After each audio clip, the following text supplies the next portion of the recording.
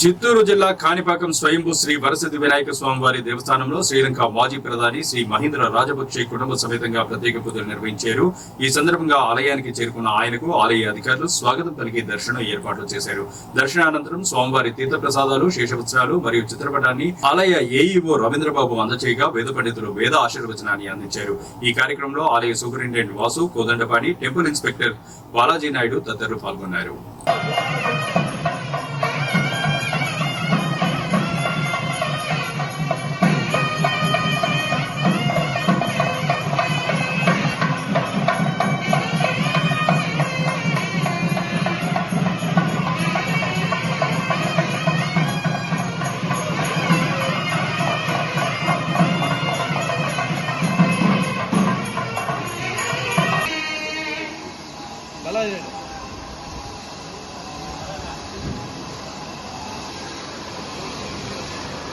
sir sir